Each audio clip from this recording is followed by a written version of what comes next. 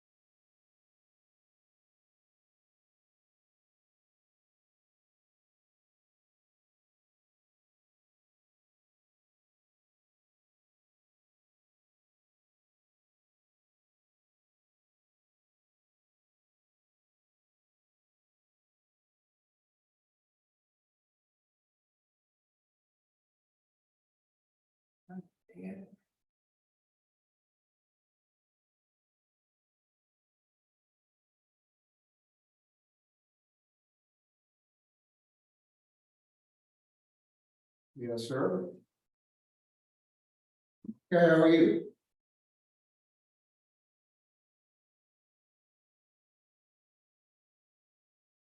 Yeah. Okay.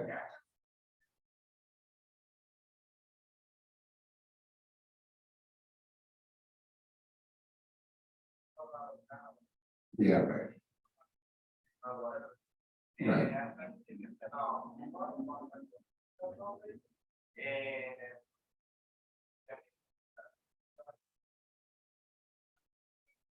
Right.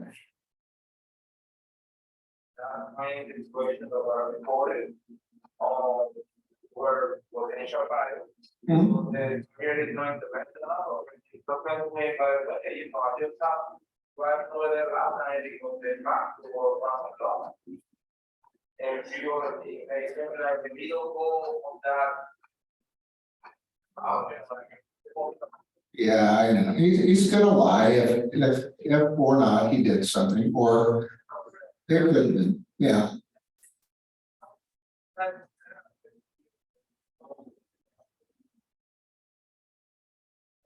Mhm.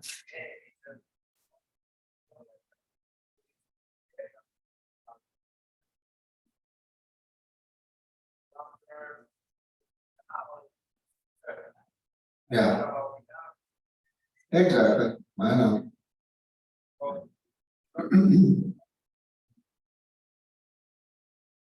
I know, it's always hard to talk to some, if you can do it like the same day and you know. That, and Charles kind of had that same thing happen and. You know, it's unfortunate that these kind of things do happen, and people just don't pay attention, and they're always gonna say, well, I didn't do that, I wasn't there, I didn't go in the back, you're out the back door. You know,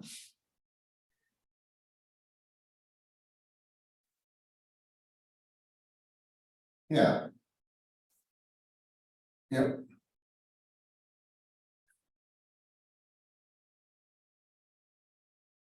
Yeah,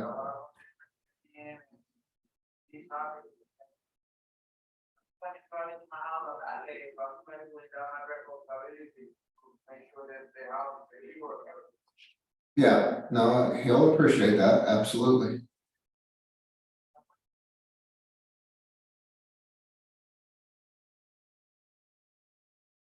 This market's different, my friend, yeah, and Kevin's been talking about it, you know, up there as well. It's just slower, and this time of year, it's before school starts, you just tell your guy, it's probably gonna pick up. At the end of August, first part of September, but that's when you're gonna have to hit it really hard and heavy and do your best to get it done.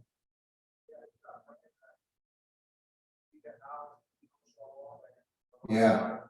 Nobody's by the house, nobody's there to shovel it, yeah. It's,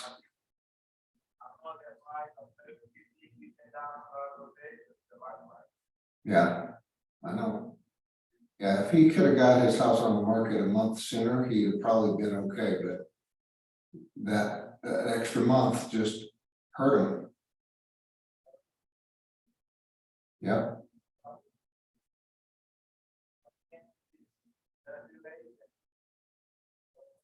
that's all you can do, but it was good that you went up there and showed him that you know, you were taking care of things, so. That was good.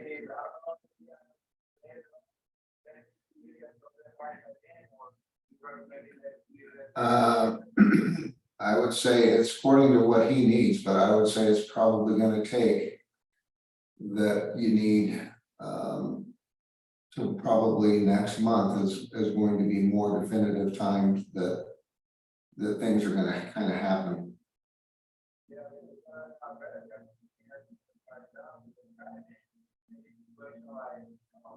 Mhm.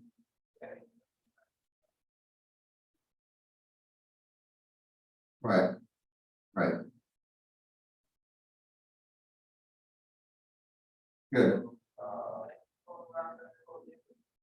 absolutely. All right, see you, buddy. Bye.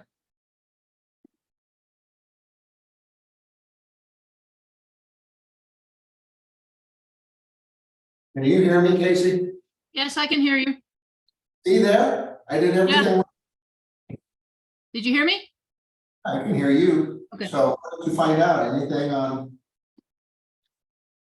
on fixing, can they just patch those smaller cracks or not? Well, nobody called me back from Elite Pipe from that company yet, so I might call them again, but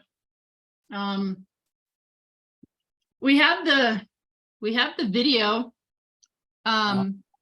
The company that did it, you know, is the company. Let me grab their stuff. I think I have it right here. What are they called? Sewer Diagnostics. Yeah, those guys. They're the ones. They're the ones that did the scope. Matt is the owner. Yeah. He's really a good guy, but they don't do repairs, but he Nope. might. And he works a lot with Elite Pipe. All right, well, I might give him a call because here's what here's what scares me. They said they were going to have this repaired.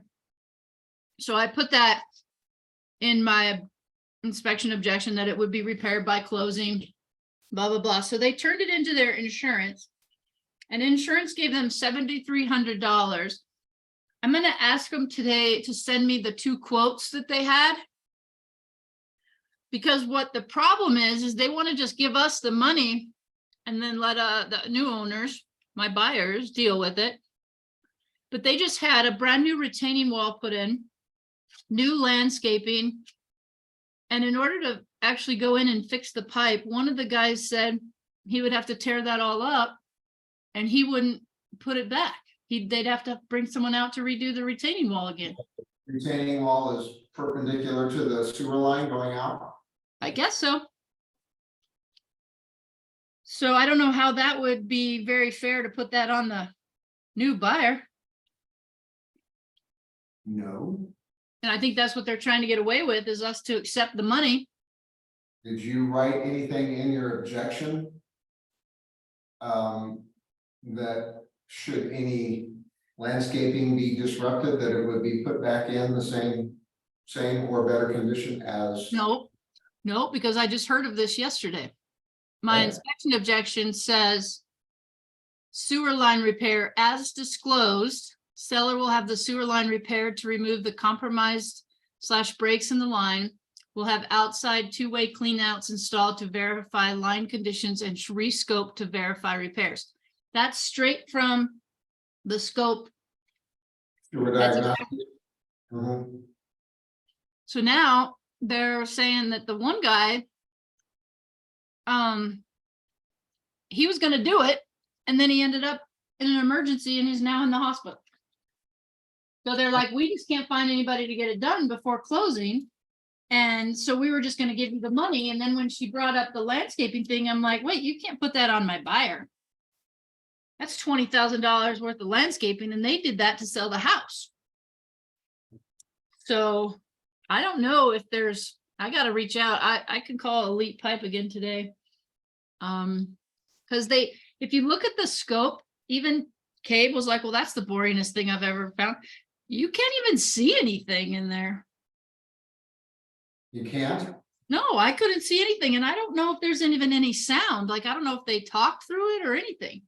Usually it's a recording. Some of them talk when they're reviewing it. And you'll hear it on the playback. Yeah. So is that sewer diagnostics? Yeah. I don't remember, I can't remember them talking, but I can't remember that they didn't talk either. So, Yeah. See, I have it going. I don't hear anything. okay, Even when I go to YouTube. they may not talk and they may just leave it up to the reporter. And I don't know where, yeah, and I mean, I watched this whole video and I don't see anything. He stops like 3 times. The pipes look great. I'm not Oh, worried about them at all. But Okay. that's why I was like, if I could find somebody that maybe could use this video. I don't know. Because I don't want to say yes to anything yet. Because I don't want to be responsible. Huh? The sewer diagnostics say that the line is bad or has cracks. Yeah, let me show you. Let me pull this up. Maybe not. Maybe not. Man, my computer is slow today, just like me. Oh, now I got 2 of them. 3 of them. So they sent this whole. I thought I printed it. Maybe I did print it.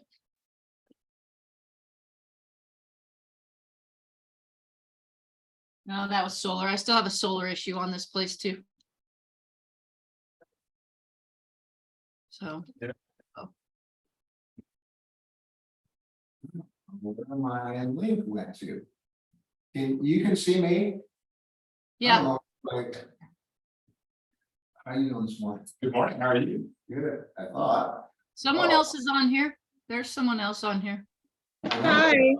I don't know why, I don't have control of it from my computer. So I think I lost my link. I can still see you. Well, you might lose me here in a second. Okay. Who knows? Let's see. Progress.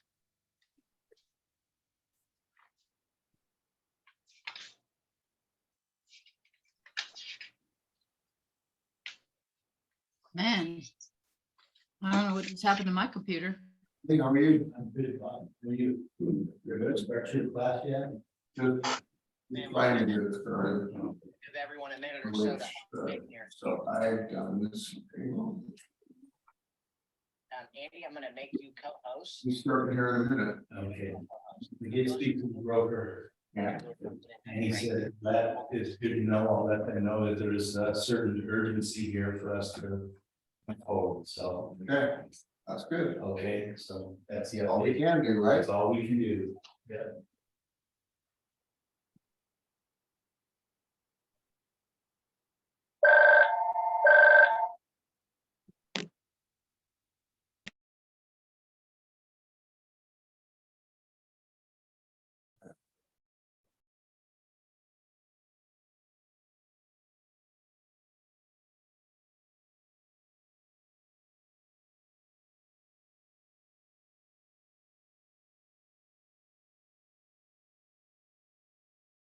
Now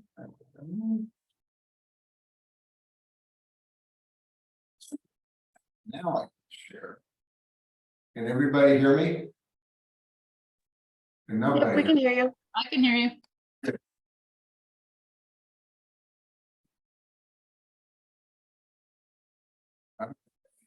I'm about to start. Sorry, I lost. Okay.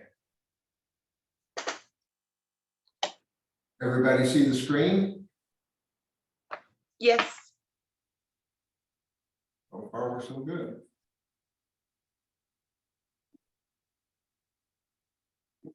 Okay,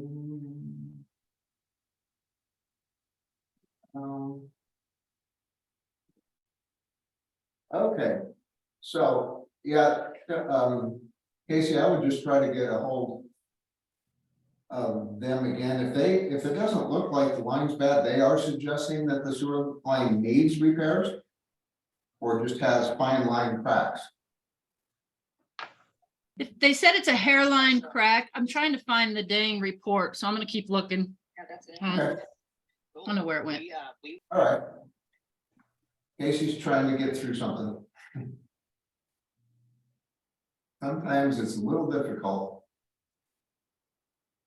Is that So, hairline crack in the sewer line? I'm just curious. I'll be right back. I'm gonna get some water. Yes, it's a crack in the sewer line and Bummer. Oh, you just went off mute, Casey. yes, it's a sewer line, hairline crack. And they disclosed it to us and said they were gonna have it repaired, and now we're starting to get the, now I'm starting to not trust them. Ah, the downturn of the relationship. They're gonna have it fixed, and they're like, well, we can't get anybody in there to schedule it. So we might just give you the money and have you guys schedule it, but then they tell us about this problem where they're gonna have to tear up the retaining wall and the brand new landscaping, which is gonna cost a fortune, and I was like, well, then why would we wait to fix it? Then you should fix it and pay to have the landscaping repaired again. Like, There you I go. don't throw that in my face. I'm not buying that.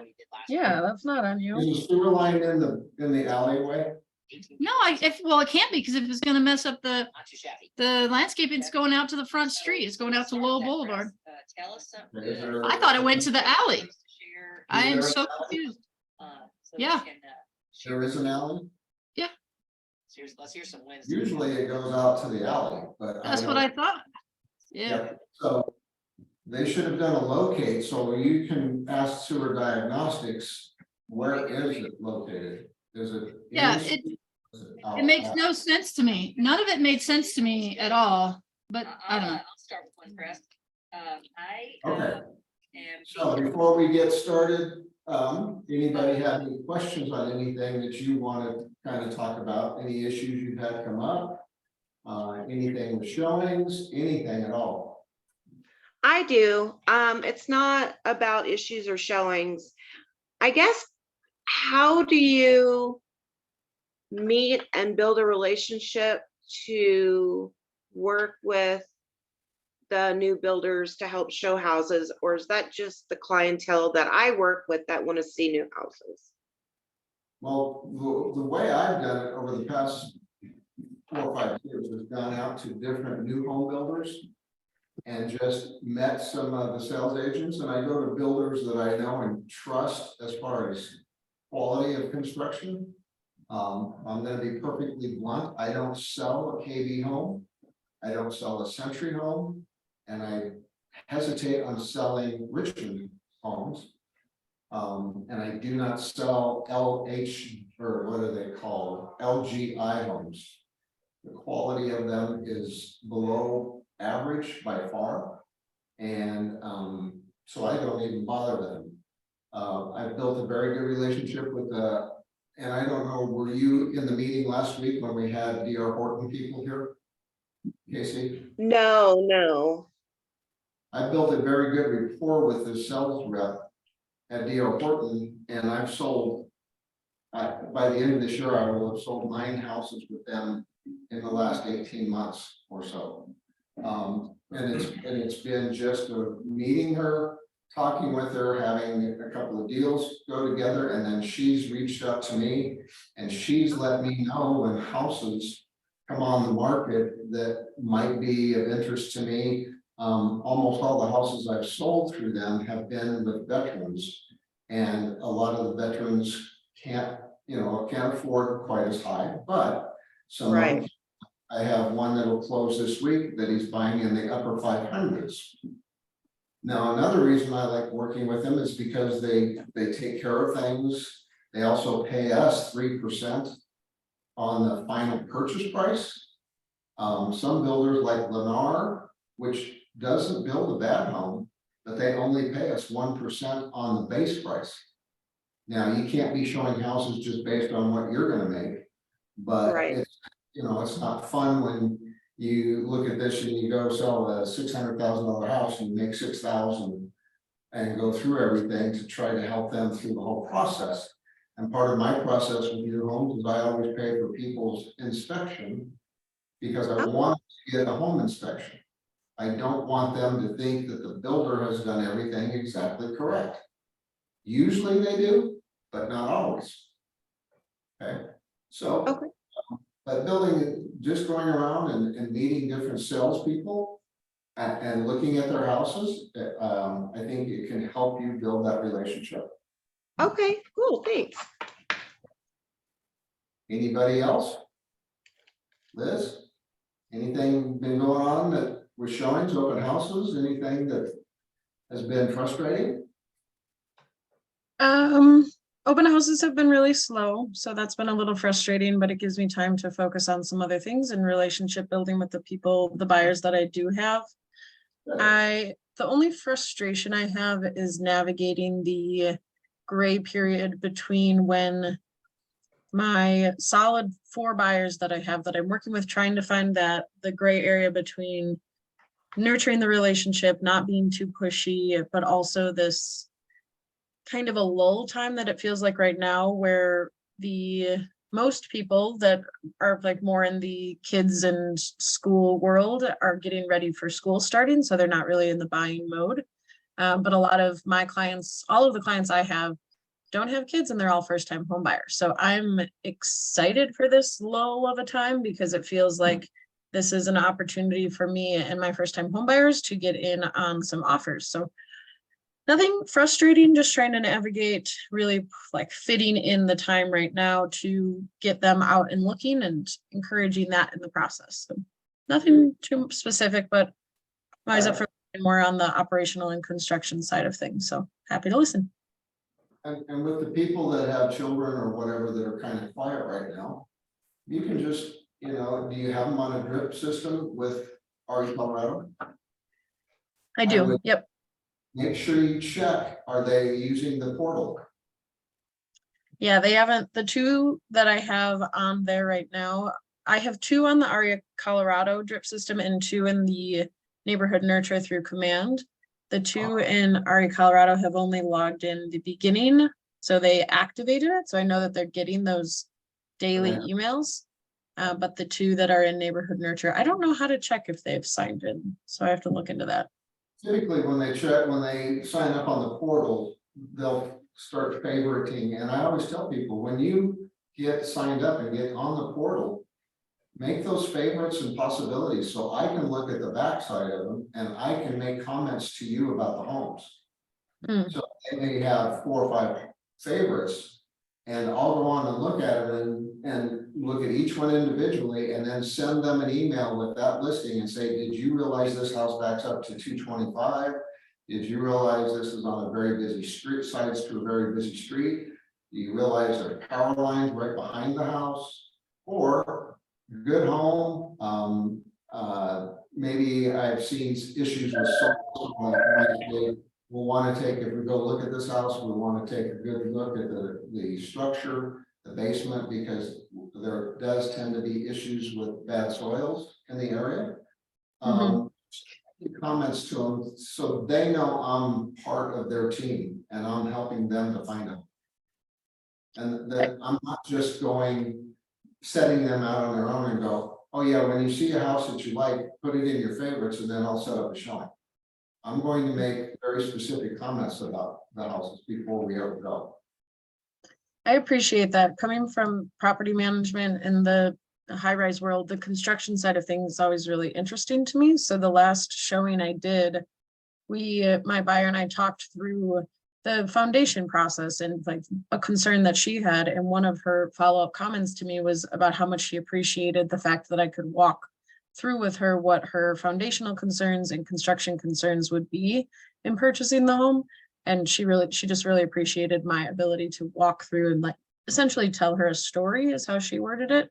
So I appreciate that. I think it builds the trust a lot more knowing that I will be someone that is honest with them and isn't just gonna try to redirect them away from a potential serious concern. I want them to actually realize what they're getting themselves into.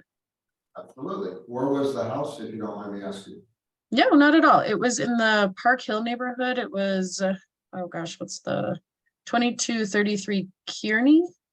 It was a condo unit in the basement and it had a little bit of a foundational crack on the interior.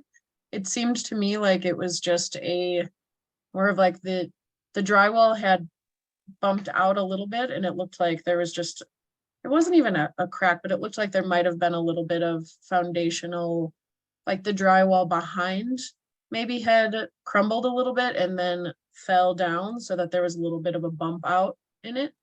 It didn't seem concerning to me. It didn't seem like there was any water effects, anything like that. So to me, it didn't seem concerning, but obviously I would have an inspector look at it if she would have wanted to end up putting an offer in, but that was the one she ended up getting cold feet on, so. What we might do if we have time here at the end is I'll bring up a map of Denver. And I'll just kind of tell you guys areas that you do need to be concerned about. Okay, There are quite a few areas around town, and there can be many other areas. There's areas right around here, right around our office that tend to be pretty bad. There's just to the west of here on Independence. So if you go to the end of 57th and hit Independence, mhm, that subdivision there has a very steep hill. A lot of those houses have some pretty severe structural problems, even the houses up on top of the hill. But there's many places that you want to just kind of be aware of when you go, and that way you can take a good look at it when you get there. are you thinking about the floodplain areas you showed us? I don't know if it was the last. One area, it can be somewhat notorious for having some problems, yes. What do you typically do in a situation like, oh, sorry. No, you're fine, go ahead and let them Go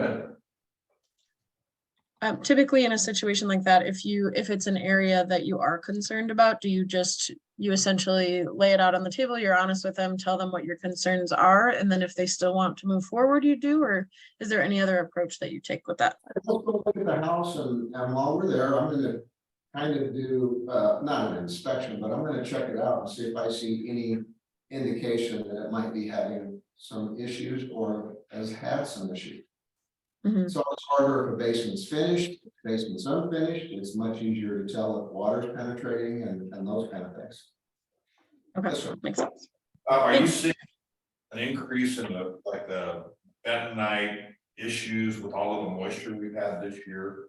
Well, there can be, because bentonite, what it does is it swells way up, and then as we go into, not a drought, but as we dry out some, and it starts to shrink, and then you'll start seeing walls and things do different things, and floors start changing. Mm, So yes, the moisture level can make it a lot more apparent that there are issues. Okay. Because I forget how many times bentonite can swell. It's like 15 times. Yeah, it's 20 big. It's a times. lot. I So know that. It's huge amount. So one thing we're going to talk about today is we're kind of going to go through radon a little bit, and I'm going to show you what I wrote for an inspection objection.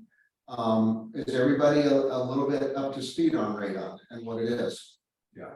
Okay, it's basically the breakdown of minerals and things, and it's really, a lot of people say it's from fossils and things like that. It's more of, there's things in the soil, and basically it's a radiation that gets released and permeates. Every house in the world, every building in the world probably has radon, okay, underneath it. It's just there. And how it is measured is called a picocurie per liter. And that is designated by, if you say a house has 7.5 picocuries per liter, is a small p, a capital C, a small I/L. That's the designation of a picocurie, or that's the measurement that is used. But I will show you here in just a minute what it actually looks like when they do an electronic test. There are a number of ways to test it. You can buy the little canisters and do it yourself and leave it in the basement. You always leave it in the lowest part of the house. You always have to leave windows and doors shut. It doesn't mean that you can't exit the house, but the house has to be sealed. You cannot have windows open. And electronic monitors and even the canisters can, they can kind of tell if things change rapidly. So the house is to be left alone. And sometimes I've even had inspectors that are now have to be radon certified in order to test. That's another thing that you want to ask your person, because it used to be anybody could do a radon test. Now you have to be certified to do the test. So there are some inspectors that used to be able to test, and now they didn't get certified, so they can't do those tests until we do so. But evaporative coolers running can be an issue because it can give a false readout of what is going on in the property. Okay, so you know, people in this weather, they're not going to be happy when you say you can't run your air conditioner for 2 days or 48 hours, right? So, and some people seem to be, or I should say, some inspectors seem to be more qualified to understand what can and can't be done, and some tend to be, well, they just have to leave it off and there's no way. So I've heard it both ways, even in air conditioning. So it's definitely something you want to make sure the people getting the test understand. All right. And if you're working with the buyer, you're just going to be asking for it to be tested, or you're going to have a test done and you're asking the seller to maybe keep the house closed up and whatever for 2 days when it's 100 degrees with no air conditioning, if that's what the radon tester is going to require. So it's something sometimes you have to just work with it and see what can happen and make it. I've never had a radon test where they said the air conditioner could not be on, but I have had a radon test where they said they could not turn on the swamp cooler because that's a different type of system. Okay, so what I'm going to do is just play this short video that is going to give you a basis and a basic idea of what's done to mitigate radon. Radon is supposed to be at a base of 3.9 picocuries or less as far as a readout. And anything above that, people probably are going to ask for. Now, what I'll often do with my buyers is say, you know, sometimes the seller's going to say, hey, we've lived here for 20 years and we don't care if there's radon. If you're worried about it, you get it fixed. They don't have to fix it, but you can certainly try to negotiate that and see if they will help out. In a strong market like we had like a year ago, there were sellers who would say, you don't want it. If you want it, we're not doing it. And if you want to make a speak about that, then we'll just cancel the contract if you want, and we'll get the next deal. So it's now becoming more and more of an issue. And one thing you need to know is it is the second highest cause of lung cancer that there is, and it's for non-smokers. So Colorado has one of the highest rates, or had as of about 4 or 5 years ago, had one of the highest rates of lung cancer of non-smokers. So we have quite a bit of rating here because of the footage, and especially, and we'll talk about that in a minute. So here's a little video. Hey, Bob, Yes. is it fair to ask for a homeowner put radon mitigation in? Yeah, that's fair. Absolutely fair. Now, is the seller gonna say yes? Maybe. Is the seller gonna say, I'm not doing it? They can do that. It is a safety and health issue. So if you write a contract and say, we're only gonna ask for safety and health issues, and they sign the contract, then typically you would think that they would go ahead and mitigate it if you do have a high radon readout. Okay. But then they may argue, hey, we don't think it's a health issue. We've lived here for 20 years and we don't have lung cancer. Well, how do you know? Okay, because we didn't ask for it. They did a radon test on their own, and we didn't ask for it, but they just put this basement in and the main bedrooms down there. So my clients are gonna do a radon mitigation, but we didn't ask for it. Great. They were okay with us doing it. You know what, I think it's a good idea anymore to just do it, and something I wanted to bring up, you guys, most builders are still not putting in radon mitigation system at the time they build. Some are, that's one reason I like D.R. Horton. They're putting in the basic plumbing. They have the pipe goes into the concrete, goes out, exits out the attic, and that system is already in. They don't put a fan in, but they wire for a fan up in the attic, so if it does need a fan to pull out the amount of radon that's in there, it's already pre-done. All you gotta do is buy a fan for $150, $200 and have it installed.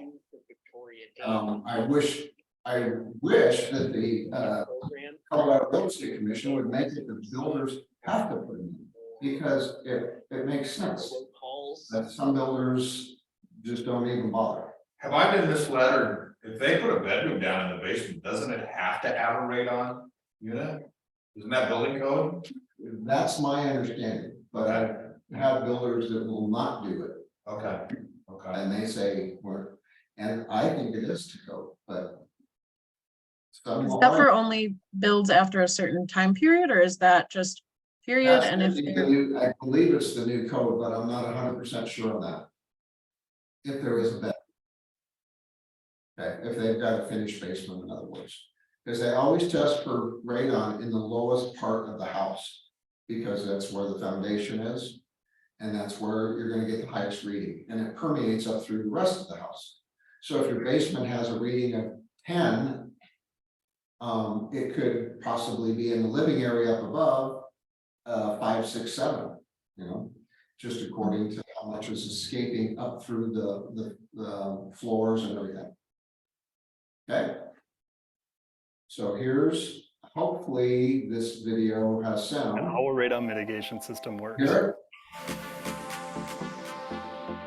Yeah, this is just. The whole reason you have a radon problem is because your house is drawing it in. And what I mean by that is as warm air rises and escapes out the top of your house, more air is drawn in down low to replace that air. And a small percentage of that air has the radon in it. So we design a mitigation system, which is basically a ventilation system, to create suction under the entire home. So one of the first components of the radon mitigation system is the suction point, and that's where we draw all that soil gas to the radon mitigation system. So here we core the hole through the floor, we excavate some soil, and then we'll tie into the drain tile by cutting a hole in the top of it that will allow for more airflow. The next step would be to seal the pipe in the floor and run it out the house. So after Let me just say something there. Normally here, they don't just drill into the drain pipe, and he's talking about the French drain pipe that goes around the perimeter of the house. Normally, they don't do that because they don't know exactly where it's located. So they are going to pick an area that they can bore down into the soil. And what that's going to do is allow the vacuum to create a negative flow, so they can suck the air out of underneath the floor itself. It isn't always going to be into the drain pipe. Sometimes they'll put this pipe into a sump pit along with the sump pump, and they'll just use that already hole that's in the ground to place it down in there, and then they'll cover the sump pit and seal the lid so that no gases can get up. Okay. After we've got the suction point established, the next step is to seal the vent pipe into the floor, and then it runs up and out into the garage. If your house has a sump basket with an unsealed cover, we'll make. So this is and the lettering's in the way, but this is a sump pit, so they can put it in next to that and run it out. And they don't have to run out to the garage. This happens to be going out to the garage. They can take it out anywhere out of the basement, up the side of the house. And in Colorado, the pipe has to exit and go out to the rooftop. Now you're going to see on this example, they aren't exiting out because they're obviously in a state that doesn't require that. Make sure we install a sealed cover so the radon system isn't drawing conditioned air that you're paying to heat and cool out of your house. So here we've got our vent pipe that comes up from the basement, out into the garage, and up into the attic. And we are going through a firewall and we go through a garage. So we've got a fire stop collar that maintains the integrity of your firewall. So the reason we insulate this pipe is to keep the air in the pipe warmer, so less likely to freeze in the winter. And then it also prevents condensation from forming so that pipe won't get all full of mold and mildew over time. So now we're up in the attic. We've got our pipe coming up to our radon fan. This is what creates the suction under the house. We've got our electrician that added the outlet here. And then from here, it exhausts all that radon out above the house. So finally, we're up on the roof here. We've got our vent pipe coming out. We've got our critter guard cap on the top here that'll keep birds, squirrels, acorns out of that fan. A lot of people ask about a rain cap. What about rain getting in there? The rain is going to go through the radon fan. All the pipe is pitched back to our suction point. So any rain that does get in there is going to end up under the slab. And this is going to be able to pull more moisture out from under your home in one day than you'll get in a year's worth of rainfall down that pipe. I'm Jesse with American Radon Mitigation. Okay, so let me just show you a few photos. This is, and you've seen these probably, you just weren't sure what they were. Come on, no. That's okay. Oh, there it is. Let me move this over. So. Can you guys see this one? This is coming out the side of the house. And then it exits up above the roof line. That's the way in Colorado it has to be. It cannot exit just out the wall and it's throwing gases out here. It's got to be up in the air. So it can get up there and diffuse. So you're not just blowing radon on your neighbor's house, right? They probably would appreciate that you're blowing it straight over at them. But all houses here have to have that all the way up above the roof line. It can't exit under the roof line. It can't just come out and exit a couple feet off the ground. It has to go out above the roof line. And sometimes if you're asking a seller, hey, could you have your radon mitigation system extended above the roof line as it's required? They might tell you, no, we're not going to do that. We had it professionally installed and that's the way they said they would do it. What would I do in that case? I just say, guys, I'll get somebody to come over and I'll pay to have it fixed after you get it. It's just PVC, right? Yeah, it's just PVC. Some of them use gutters. Like a downspout. I can't tell if that one is. Oh, yeah. Yeah, some use a downspout material, but usually it's PVC pipe, okay? The fan unit here is outside, sometimes the fan unit's inside, and then it exits out. These are not anything to do with radon. This is actually for the furnace and the hot water heater venting outside the house. Okay. Hey, you made me think about something. What about a house with a crawl space? Is there requirements for radon? Then if there is a crawl space, it gets to be more expensive, and radon has gone up in cost.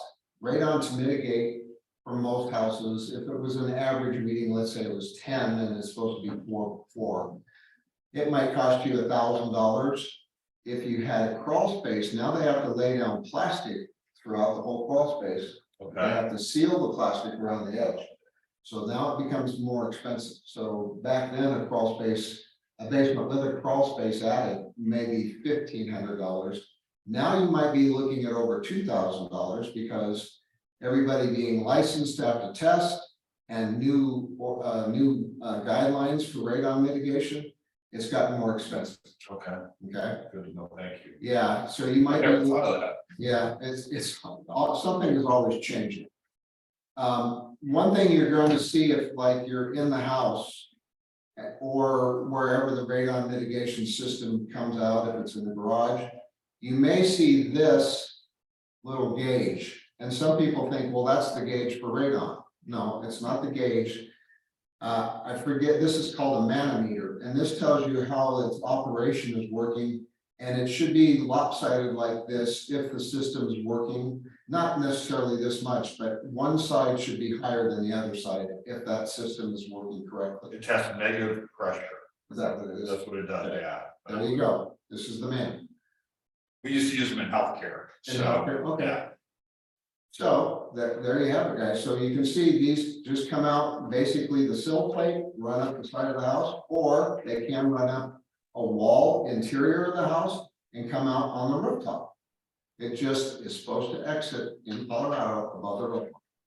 Okay, so I have a house under contract up in Red Feather Lakes, and we had a test done. And our test came in a little bit higher than what you'd like to see. So I'm gonna pull that up right now. Can you see that? Our test came back at 138.5. It is supposed to be 3.9 or less, right? Our max, as you can see, and this is one reason why it's nice when you have an inspector or a certified radon tester do it. This shows you all the spikes of how it goes up and down. This is 1 hour, 2 hour.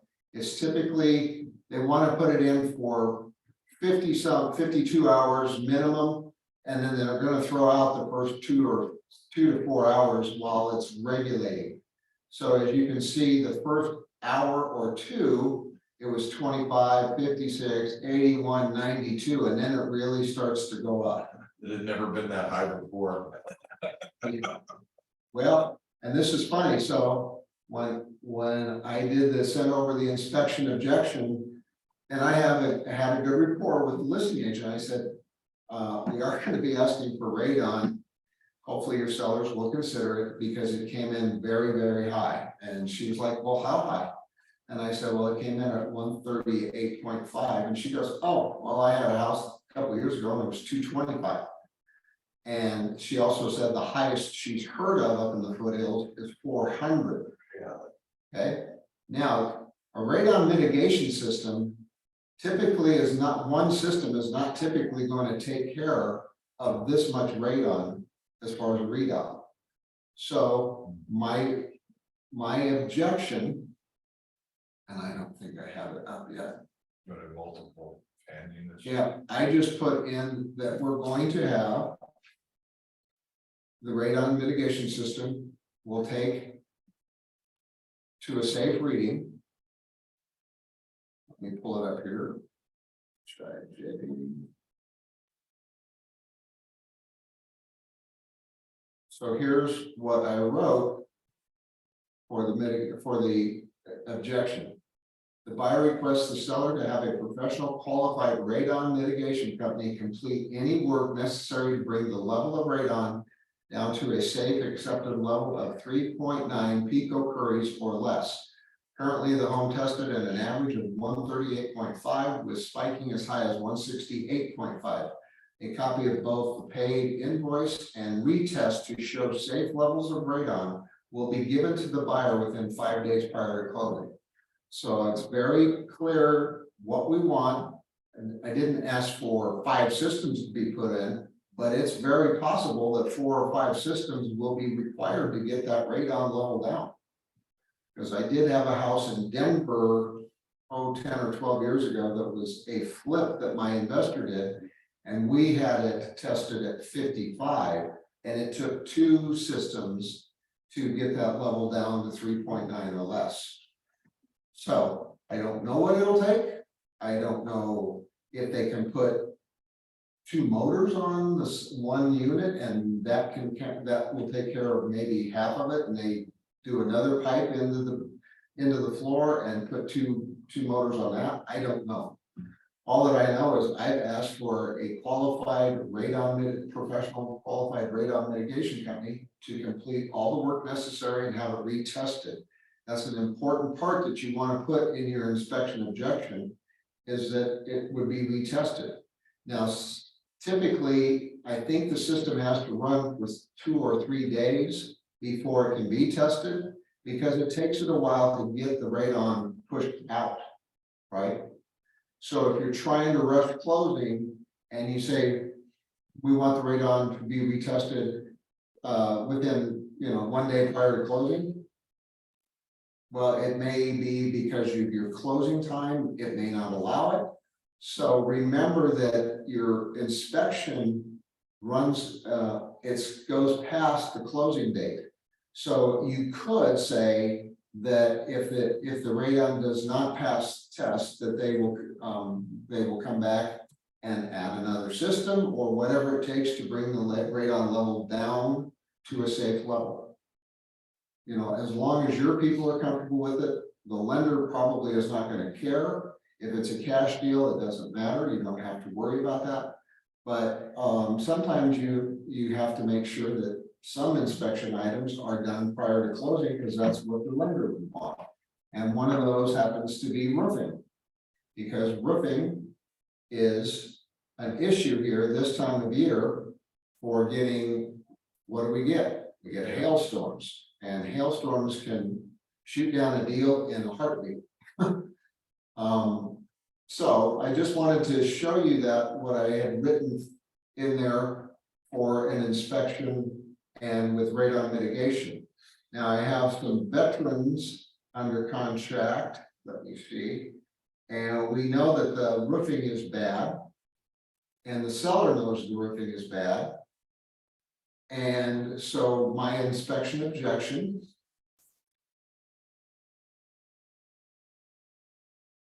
was buyers respectfully request that the seller hire a licensed roofing survey contractor, and the entire roofing on the home be replaced prior to closing. The contractor shall pull any required permits and perform all work in a professional industry standard. The inspector noted hail damage and suggested further investigation. We have Ronnie Smith, who's a roofer I've used for over 25 years. With UV Code Roofing, perform an in-person inspection and investigation and affirm that the roofing needed to be replaced. If there is a transferable warranty, it shall be transferred to the buyers at the time of closing along with all paid receipts. Okay. Everybody knows that roofing has to be installed if you have a non-cash deal, because if you have a loan on a property, it has to be done. Here's where you can get into a lot of problems on your deals is you have a house that you did an inspection and it's great and everything looks good. And then you get a storm 3 days before closing and the storm just takes apart the roofing. And now you have hail damage. So the seller should tell you that, but you should be kind of in line with what is going on right now with the weather. And we are getting a lot of storms down in Littleton, Lakewood, Parker, Elizabeth. We're getting a lot of hail this year. If you have a house under contract, you probably listen to the weather a little bit more intently and say, hey guys, I'm going to get a roofer to go down and just check the roofing. Or I'll the listing agent and say, you know, I heard there was a pretty bad storm down in that area last night. Can you please check with your sellers to see if they did get hail and maybe get a roofing contractor out there to check it? Because it can be a problem. And if they're getting a loan, that roofing is probably going to have to be done prior to closing. Unless sometimes a lender will say, we will allow monies to be set aside so that the work can be performed after closing. And so typically they're going to ask like the title company to hold 1.5 times the estimated invoice for repairs so that they can fix it after the closing so it doesn't hold everybody up. Because maybe the seller has a house that they got to go buy 2 days later, and if they don't get that, if they don't get their house closed, they can't go buy that house, and you start the domino effect. Right? Is that true with all loans? Uh, I know it would be with FHA for sure, yes, right? it is with FHA, VA. Conventional, they could be more lax. Okay, because would they allow dollars to change? I mean, They're gonna allow somebody to escrow the money and okay, to pay the contractor so there doesn't become a lien. Okay. Yeah, and if you've got a buyer that's, say, a 50% down conventional buyer, the lender may say, you know, that go ahead and get closed and just escrow the monies and then have it repaired afterwards. Transferable warranty is something that you do want to ask for, if it's a major item like roofing or a sewer line or anything like that. Because some vendors will do a warranty for the current owner, but they won't make it transferable to your buyer. And it's always nice to say, well, yeah, you got a brand new roof on there, but the warranty's not gonna be transferable and it's only 2 weeks old. So that's something you wanna ask for, or maybe your buyers wanna demand that you get a transferable warranty. If it Windows comes, like that sometimes. too, yeah, right? windows can be. Do you ask that then? I mean, is that something? Yep, ask about any kind of transferable warranty in your due diligence documents. Okay. What I would do to get out of that, just so you know, let's say we ask the seller to replace the roofing and the company will not do a transferable warranty. They'll only give a warranty to the current owner. Once in a while, they may give the warranty to the prospective buyer directly, and they'll just wait. And that's what my roofer does, is if he puts a roof on prior to closing, he'll just hold it open and then he'll put the people's name in when they close, and that they have the warranty on it then. Okay. So think about warranties and stuff when you do have deals, to make sure that your buyers are covered and get as much protection as possible. But like I was gonna say, I have had my roofers go ahead and do a certify the roof. If the contractor would not give us a transferable warranty, I paid my roofer $250 to get a certification, and then he covers the roof as far as warranty under the wear and tear of the roof, not with, you know, if it gets damaged by hail, then they're gonna need a new roof. But he will take care of it in the case of any normal wear and tear and that, because he's been around. And one thing I do that a lot of agents don't do, and I don't understand this, just like this house out in Strasburg, I pay to have my roofer go look at the roofing before I put the house on the market. And give me, and I pay to have a certification. It's usually $250. And I just tell my seller, I'm gonna pay to get it certified now so that we know. Okay, now, is that a small price to pay for knowing that we have a good roof? You bet it is, because how many times do you see deals that go sideways because you get to the inspection part of the deal, and lo and behold, your inspector goes, man, this roof is shot. And now you ask for roofing to be replaced, and the seller says, well, I don't want to replace it. Well, you're gonna probably have to replace it in order to sell it. And during the hot market, we had people that would not replace the roofing, and they would say, the buyer can do it. And then they would keep it quiet from the lender and not tell the lender what was going on, which is loan fraud, you guys. So you have to be careful about what you're doing. By me taking care of it up front, I know that my listing is not going to have an issue with the roofing. Now, having said that, I did have one deal that did have a problem, and it wasn't serious because it all worked out, but I had a house listed over by Stanley Lake. I had my roofer check it, great shape, no problem. A week or 3 days later, we went under contract. 5 days later or so, we had an inspection, and the agent calls me up and says, man, I know you gave me a roof cert, but my inspector said this roofing is shot. It's got hail damage. Well, my seller wasn't living in the house. It was vacant. He was living with his girlfriend. So I called up my roofer and I said, Ronnie, can you please check your, because they have software programs. Can you please check and see about this house that you did for me over on 86? And he said, sure. And he said, yep, there was a storm over there. I'll come over today and look at it. Sure enough, he came over and looked, and there was hail damage, pretty severe hail damage, and it needed replaced. So we ended up having to get it replaced, but we knew there was no hail damage prior to that. And so the insurance company wasn't able to try to squeak out and say, well, this is old hail damage. no, it's not, it's brand new hail damage, and you need to be responsible and take care of it, and they did. So it helped us in negotiating and still getting the deal done on time. Okay, because my roofer was able to get on a new roof 3 days later, new roofing, I should say. And we went on our way. Now, here's another little tidbit, and write this one down. When you're a listing agent, you want to make darn sure if somebody says the roof has been damaged and the seller is to replace the roof prior to closing. Roof means more or less, you replace the shingles, you replace the trusses, you replace the sheeting, you replace whatever. So be very careful about your wording. The roofing is the shingles. The roof incorporates everything about the top part of the structure. Okay? That'd be bad. And we just had an agent recently in our office who, I was reviewing their inspection objection. And I just happened to see that it was roof. And they asked our agent's seller to replace the roof.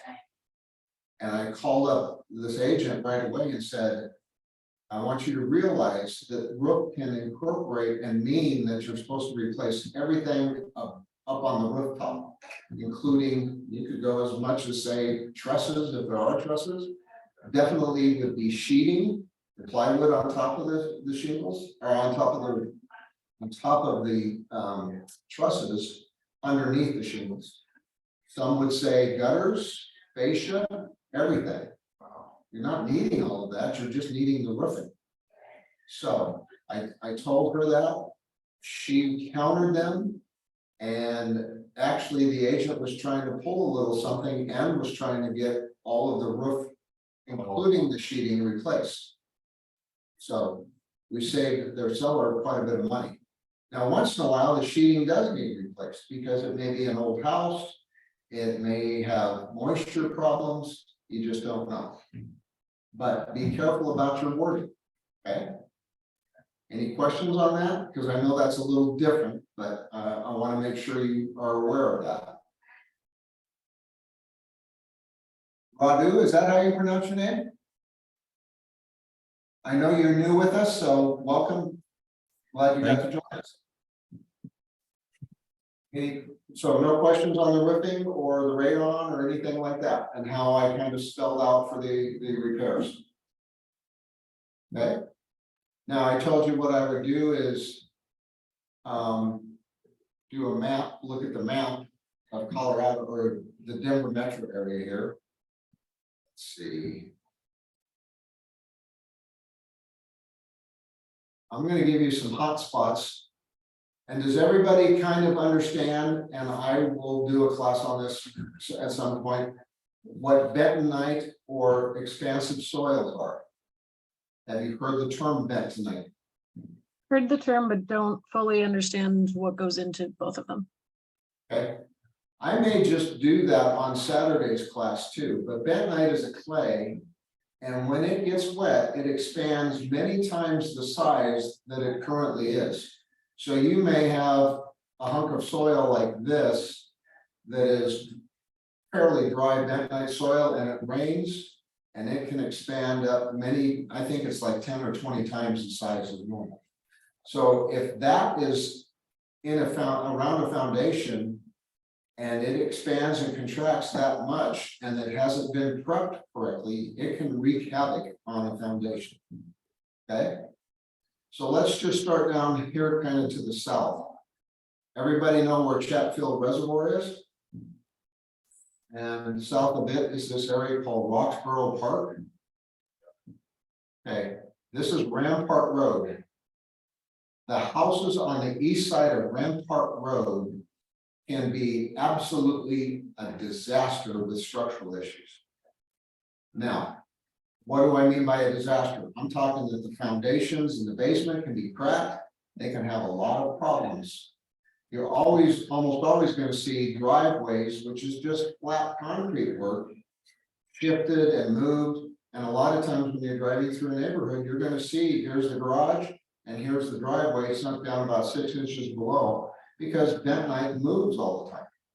If you're driving through any area and you start feeling like you're on the ocean and your car's kind of going up and down and up and down, that's a very good indication that there's bentonite in that area, because, or some type of expansive soils, because it swells up and it moves. And you can actually, it can actually change the topography of the land. Another hot area that we'll talk about here in a minute, but I'm just going to show you is, do we all know where Flatirons Mall is? Okay, Flatirons is a disaster for bentonite. That's part of the reason they took all the outside shops and took all the concrete out and put in paver bricks for the sidewalk, because the pavers can move, whereas the sidewalk concrete doesn't move and it cracked all the time. And there was restaurants that closed down up there. My son used to work at one of the Italian restaurants up there that they ended up shutting it down because there was a structural disaster. But that area is up here along the Boulder Turnpike in Superior.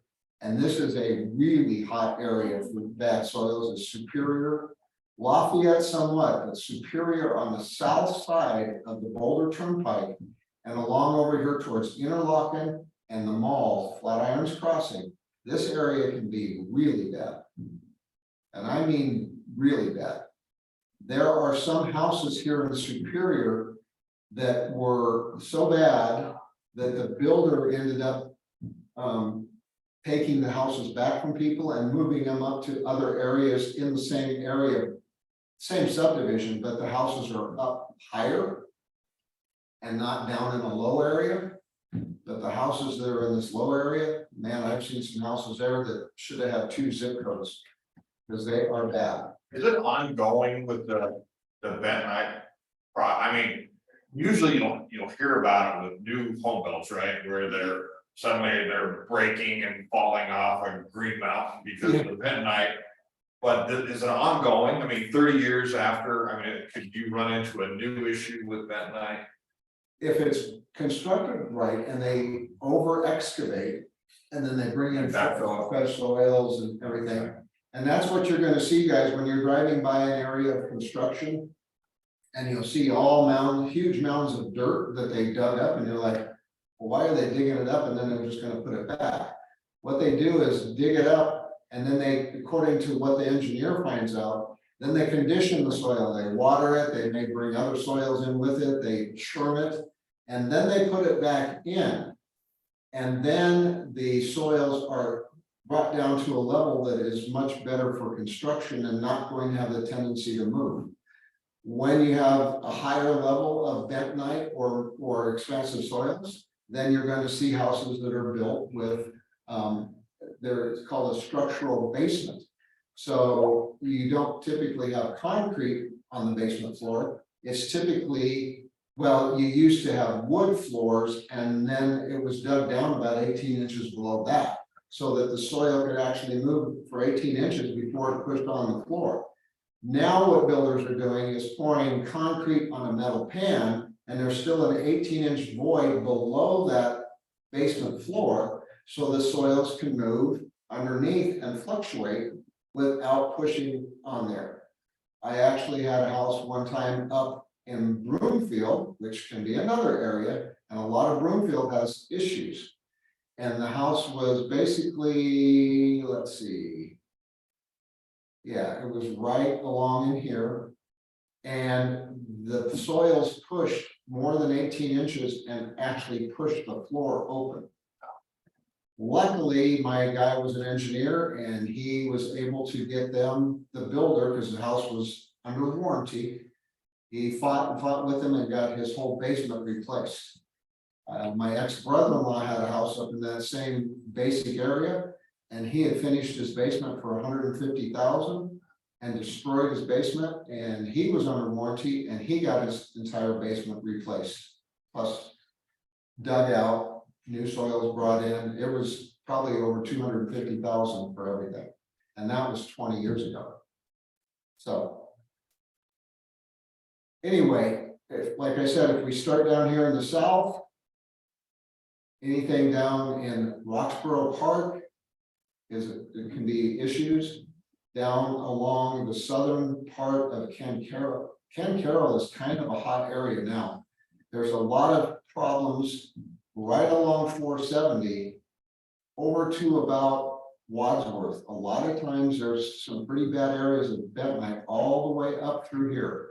And then there's little area called Friendly Hills. And Friendly Hills can be not so friendly because there are some homes in there that I have seen that the basement floors had heaved maybe a foot and cracked and wide open. And caused, a lot of foundation problems, but this area can be notoriously bad. And then as you just kind of go up along the front range here, just anything along here can be somewhat of a problem. Green Mountain can have quite a bit of problems, even over here in this area, this is Alameda. And this is Alameda Parkway that comes from 470. This area of Green Mountain, I've seen a lot of homes in there that had issues. Okay, doesn't mean it can't be changed, fixed somewhat, because water is our #1 enemy. Drainage is typically why they're having problems with Bentonite, because they didn't build them back then to drain correctly, and you have to really work at it to get it to be better. Okay. And then as we go a little bit more up north, and we're staying basically to the west of Kipling, this is Kipling. Anything along here can have some issues. Golden doesn't tend to be horrible, but there are pockets. Arvada has areas, like I said, right here around our office. We can have some pretty serious places. Arvada Plaza is the area I was talking about, that's over here along Independence and Ridge Road. There's a lot of bad soil where the cemetery is. This is Walmart just down the street from us. This whole area back in here can have some pretty bad problems. And we have Alta Vista that used to have more of an issue with the water there, because they used to have a floodplain that was much wider than this until they redid the stream along Ralston Creek. They made it deeper and wider so it could carry more water. Some of these houses used to have a lot of problem up to Oberon Road. It's better than it was. I found a house for my old partner that was just below the railroad over here off Carr. It was located right here on Brentwood. That foundation wall came in over a foot, had broken and cracked and come in. I could reach out through the crack and touch dirt. He rented it for 10 years. He paid $60,000 for the house. Had renters there, didn't allow anybody in the basement, and then sold it for $150,000 after 10 years of doing nothing to it. And they ended up having to take the house and raise it up, put in a new foundation, and lower the house back down line. Anywhere where you're low and you're below grade, because this is a fairly steep hill, if you think about where Carr is, Yeah. it's a lot of downhill all the way down towards the railroad tracks and past. Groundwater is always moving downward, okay? So those are some really hot areas, especially along the west side of town here. Up into, like I said, Louisville, Lafayette, Leiden Rock has had some issues. Candelas probably does. There's been some very hot soils over here. And this area just to the north of Stanley Lake in Countryside. Hot soils of the Rocky Flats Hospital. Well, Rocky Flats and then right here. Yeah, it is. And I have feelings about that I'm not going to discuss, but I don't sell many houses up there. And then again, as you get into the north part up here into Superior, Boulder can have some hot spots, but this area is one of the worst I've seen, which is where the Omni is, where the fires were a couple of years ago at Christmas that destroyed 1,000+ homes. That area is a hot mess of bad soils. So hopefully they'll reconstruct and do a better job than they were built before, because they weren't very well constructed.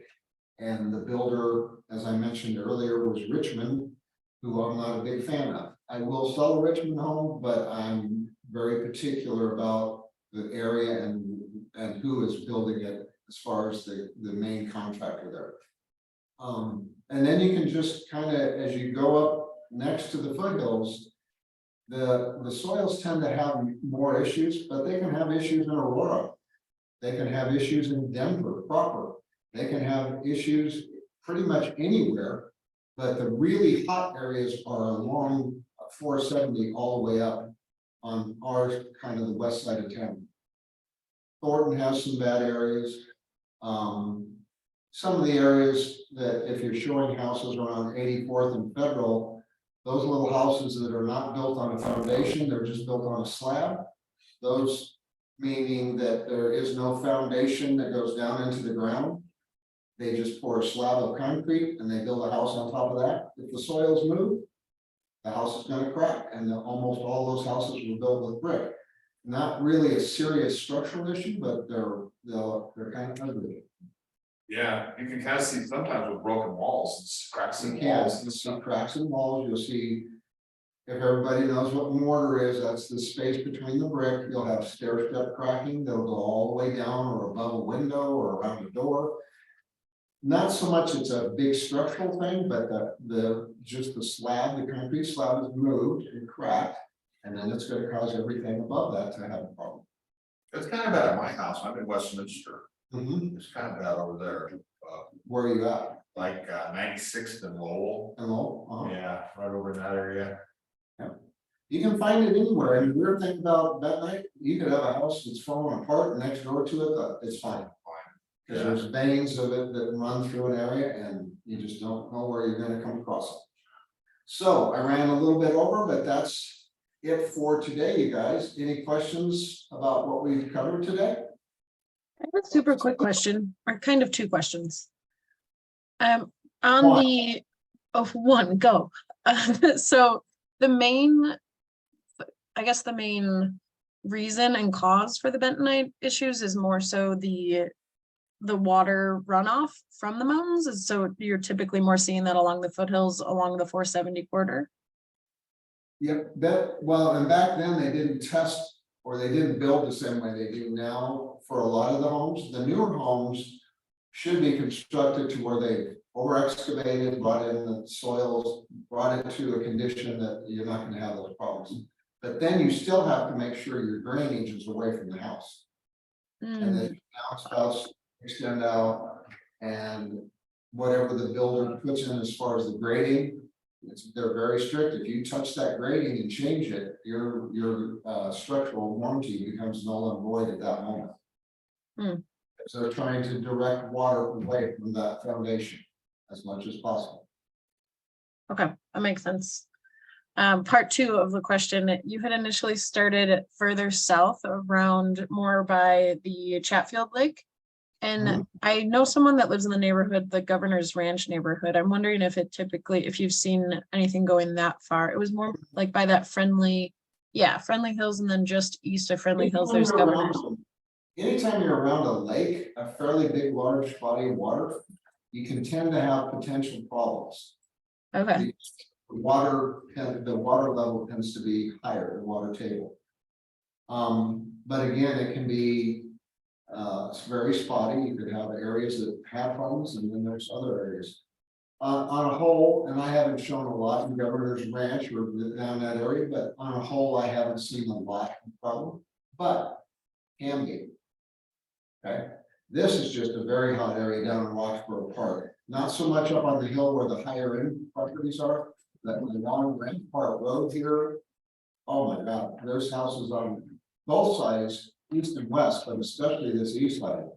Now they're doing a lot of building in here in Sterling Ranch, which I sold a house down there. And this is going to be a very big area of homes in Sterling Ranch.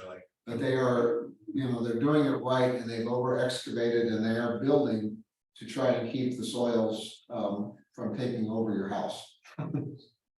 Okay. and then is there a resolution if if you're already in a home that has been built with this, like they didn't go deep enough to excavate. Is there a way, or like, what do you suggest when people are having issues with it already? Then all that you can do is try to keep the water away from the house as much as possible. There's not much you can do other than being very cognizant of downspouts, making the soils come up, you know, so that the water sheds away from the house. If you have a very flat lot, you're gonna probably wanna bring in soils to try to get that water away, because water, I will try to get my engineer in here again for a class, because water is your #1 enemy on a house, period. Whether it's underground water moving towards the foundation or water on top of the ground moving towards, you've got to get the water away. Okay, I should wonder Makes about those mud jackers to level up some of those slabs and stuff, and then all of a sudden, if you get a big wet spring, Ken, you could, we kind of go talked the other about way. that too. We Yeah. talked about mud jacking versus they're using, like LiftMaster uses a foam, Yeah, and yeah, that's yeah, much better. So okay, anyway, that's it, guys. thanks. Hope to help you out. Thank you so Yeah. much, Bob. Thank you. That's- Have a good day, guys. I'll be doing a class Saturday and try to cover some different things and touch on some of these things as well.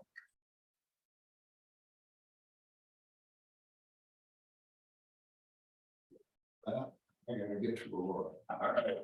Weird you're talking about that, my neighbor was talking to me about last night, he says that in his house, he can feel a little bit of a pitch in one of the hallways. And he says he's got this big crack that suddenly developed down the basement. And my son's bringing, and it's through the sewer goes through there, so his son's, what's your son belt, so he's bringing home a sewer scope. So he can scope that pipe, make sure it hasn't broken. Yeah, because Today. it could be causing, you know, the soils. Exactly, so, thanks, Bob, or Robert, you go by Robert, Bob. Okay. Yeah.